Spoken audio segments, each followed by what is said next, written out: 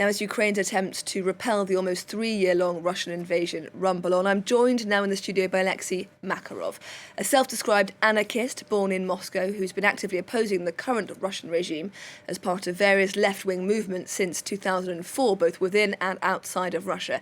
He joined the Ukrainian army in the wake of the Russian full-scale invasion on Ukraine. Thank you so much for joining us in the studio here on France 24, Alexy. Now, you are a Russian national, you grew up in Russia.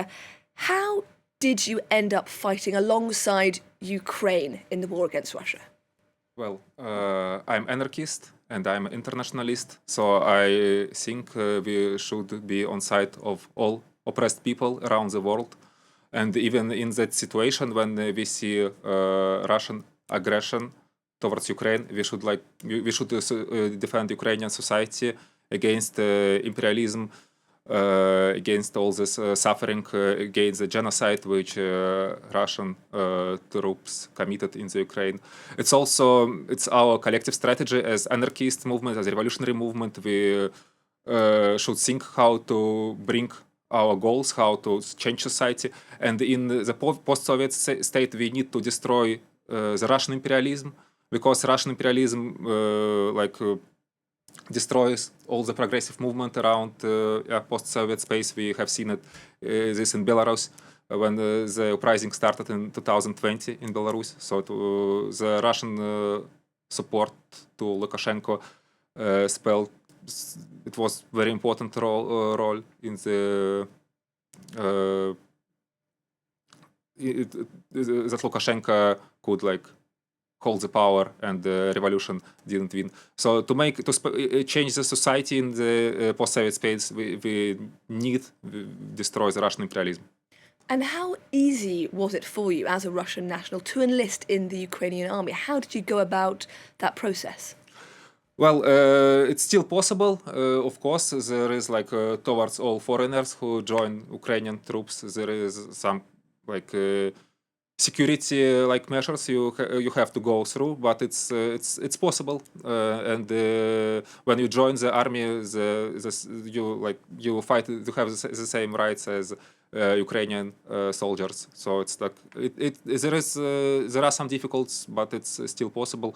And yes, very important thing to do, even for Russian people to join the defense of the Ukrainian society.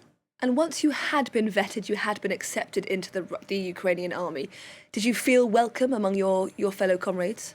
Yes, of course. I was in two units. First, I was in completely Ukrainian units with some of my anarchist comrades, and we felt ourselves very welcomed because we tried to be good fighters and do our best in battlefield. And later I joined Siberian Battalion. It's a unit of mostly Russian people in the International Legion of Ukraine.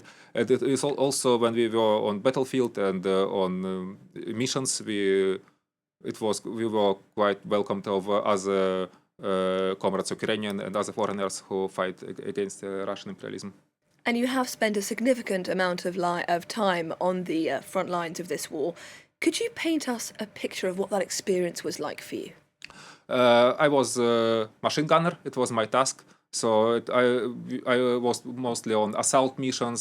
We attacked the trenches with Russian soldiers, and sometimes it was contact is on very short distance. It also a lot of artillery and drones, so which is very dangerous. Yes, many people die, many people get injured. It's difficult. I lost many of my comrades, even my anarchist comrades.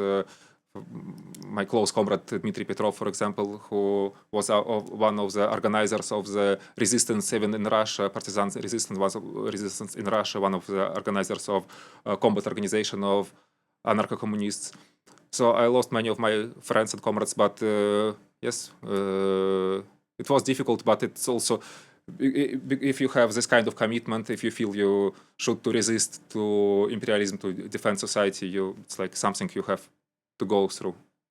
Now, you were, as I've mentioned, born in Russia, raised in Russia. What was it like for you knowing that the enemy that you were firing at looks like you, sounds like you? I'm internationalist, so I defend all the oppressed people around the world, and it doesn't matter for me which nationality they have or which passport they have. I just feel the Ukrainian society is oppressed by the Russian imperialism, and that's why I should to stay at the Ukrainian society side and defend it against the imperialists. Now, there is a huge amount of discussion right now about the material reality of Ukraine's counteroffensive against Russia, a lack of ammunition, a lack of adequate air defences. Was that something that you experienced firsthand as a Ukrainian soldier? Well, there is really like lack of ammunition and the lack of artillery and lack of air defense. So Russia still has dominance in airspace. So Ukraine definitely needs more weapon. Ukraine definitely needs to hit goal 7 inside, deep inside of Russian territory. And of course, Ukraine needs more ammunition from the West countries, and I really ask the societies on the West like to struggle to give Ukraine more weapon to defend the Ukrainian society against the Russian imperialism. I don't like NATO myself. I'm anarchist, but still we need this weapon, this ammunition to defend the Russian imperialism and defend the Ukrainian society and make the world better. Now, you are, as we can see, still recovering from injuries sustained on the battlefield. Once you are healed, what's your intention? Are you planning to go back to the front lines? Of course, especially if my comrades, my movement, if the anarchist movement and my comrades in our discussion, we decide that there is need to bring me back to battlefield on Ukraine, of course I will go back and fight against the imperialism. Alexy Makarov, a self-described anarchist, also a former member of the Ukrainian army, a Russian citizen. Thank you very much indeed for coming on to speak to us today on the programme.